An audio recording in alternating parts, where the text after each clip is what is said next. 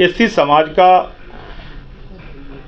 जनसंख्या और एसटी समाज का जनसंख्या दोनों का अनुपात को इन्होंने किया तो लगभग 17%, और जब 2022 के जनगणना को आप लेंगे तो लगभग 22% टोटल होती है। और वह 22% समाज के लोगों को कैसे विकास वहाँ तक सर्वस्पर्शी योजनाओं का लाभ मिले, इसका चिंता हमारे विभाग कर रही है। लगभग 70,500 अभी तक रजिस्ट्रेशन हमारे विभाग में आया है ऑनलाइन। जो बच्चे चाह रहे हैं इस विभाग में जिनका एडमिशन आप वित्तीय वर्ष 25-26 में 1,53,506 छात्र छात्राओं को इस योजनाओं का लाभ बिहार के अंदर मिला है। जो एडमिशन लेते हैं 12वीं में, जो मैट्रिक करते हैं, जो इंटर करते हैं, उस बच्चों को छात्रवृत्ति शुल्क जो है हमारा विभाग ही दे रही है। सिविल सेवा में जो पीटी पास करते हैं उनको 1 लाख रुपया हमारे विभाग जो है अनुदान के रूप में देती है।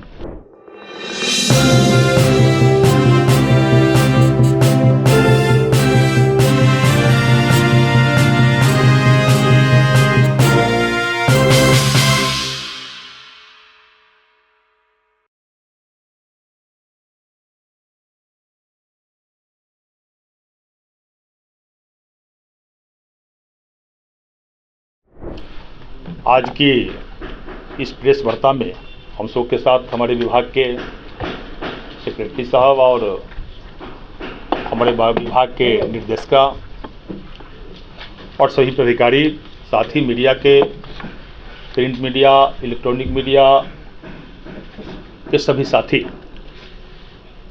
और मेरे पदाधिकारी, आप सबको धन्यवाद देते हैं कि आप सबों ने महत्वपूर्ण समय निकाल के आज के इस कार्यक्रम में आप सब लोग शिरकत किया है। खासकर हमारे विभाग में जितनी योजनाएं चल रही है, बिंदुवार हमारे सचिव आप सबको बताना चाह भी रहे थे, बताए भी हैं। लेकिन मुख्यतः जो हमारे विभाग का जो लक्ष्य है, देश के माननीय प्रधानमंत्री नरेंद्र मोदी जी के मार्गदर्शन में, बिहार के माननीय मुख्यमंत्री नीतीश कुमार जी के नेतृत्व में विकसित बिहार बनाने का जो विजन है, वह विकसित बिहार बनाने के विजन में हमारे विभाग की एक महत्वपूर्ण दायित्व है। समाज के अंतिम पंक्ति में बैठे हुए जो लोग हैं, वो समाज के अंतिम पंक्ति में बैठे हुए लोगों को विकास के मुख्य धाराओं से जोड़ना हमारे विभाग की प्रथम प्राथमिकता है। उस कड़ी में हमारे विभाग सामाजिक रूप से, आर्थिक रूप से और शैक्षणिक रूप से इन समाज के लोगों को विभाग से जोड़ रही है, प्राथमिकता के आधार पर कार्य कर रही है। आज अनुसूचित जाति, अनुसूचित जनजाति कल्याण विभाग के माध्यम से, जैसा कि हमारे सेक्रेटरी साहब ने बताया, इसमें जनसंख्या के अनुपात इन्होंने लिया। जो वर्ष 2011 के जनगणना के अनुसार एससी समाज का जनसंख्या और एसटी समाज का जनसंख्या दोनों का अनुपात को इन्होंने किया तो लगभग 17%, और जब 2022 के जनगणना को आप लेंगे तो लगभग 22% टोटल होती है। और वह 22% समाज के लोगों को कैसे विकास वहाँ तक सर्वस्पर्शी योजनाओं का लाभ मिले, इसका चिंता हमारे विभाग कर रही है।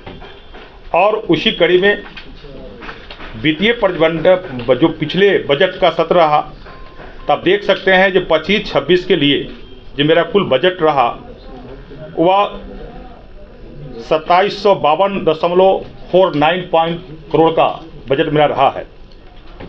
और इस बार का भी जो बजट सामने आपको बिहार के आने वाला है, तो निश्चित से हमारे विभाग का जो बिहार का जो बजट होगी, वह बिहार का बजट जो है विकसित बिहार बनाने के लिए दृढ़ संकल्पित वाली बजट होगी।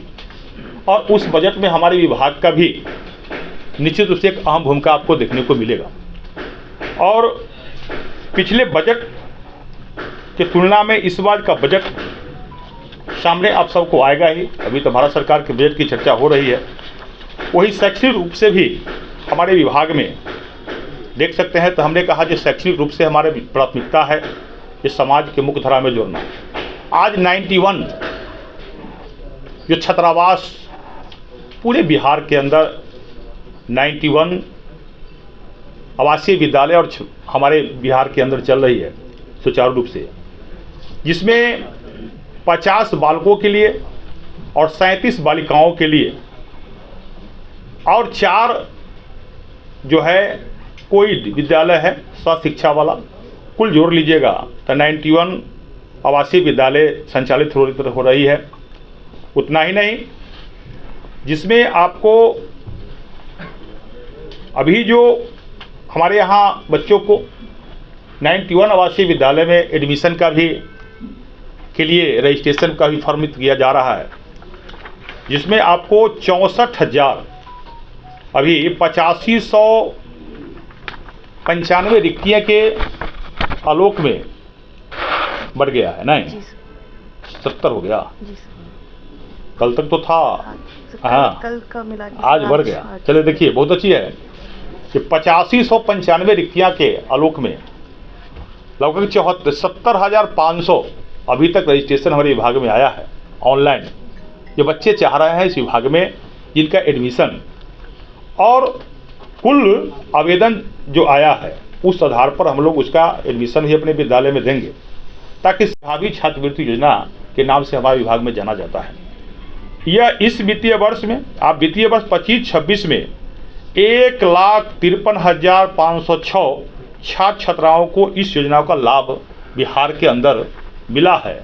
यह हमारे विभाग के लिए और बिहार के लिए बड़ी उपलब्धि है, जिसके मेधावी छात्रों को यह अनुदान के रूप में राशि दी गई। वही परीक्षा शुल्क के रूप में 10वीं और 12वीं की परीक्षा में शामिल होने वाले अनुसूचित जाति अनुसूचित छात्राओं को शुल्क हम लोग हमारे विभाग दे रहे हैं। जो बच्चे 10वीं और 11वीं में जो एडमिशन लेते हैं, 12वीं में जो मैट्रिक करते हैं, जो इंटर करते हैं, उस बच्चों को छात्रवृत्ति शुल्क जो है हमारा विभाग ही दे रही है। और मुख्यमंत्री अनुसूचित जाति अनुसूचित जनजाति सिविल सेवा प्रोत्साहन योजना को भी विभाग ने लागू किया है। यह बड़ी महत्वपूर्ण है। ये प्रोत्साहन योजना में जो बच्चे यूपीएससी कर रहे हैं, सिविल सेवा में जो पीटी पास करते हैं, उनको 10,000 रुपये 1 लाख रुपया हमारे विभाग जो है अनुदान के रूप में देती है। वही जो बीपीएससी संयुक्त परीक्षा में जो पीटी निकालते हैं, पास करते हैं, उस छात्र को भी ये विभाग हमारी 50,000 रुपया अनुदान के रूप में, छात्रवृत्ति के रूप में कहिए, अनुदान के रूप में सहायता करती है। अन्य परीक्षाओं में भी जो पास करते हैं बच्चे, या बैंकिंग के हो, रेलवे के हो, या सीडीएस का हो, या आरआरबी का हो, उसे भी 30,000 रुपया से लेकर 75,000 रुपया तक हमारा विभाग उसको छात्रवृत्ति के रूप में, अनुदान के रूप में, सहयोग के रूप में राशि देती है। जो सकारात्मक परिणाम इसका आया भी है।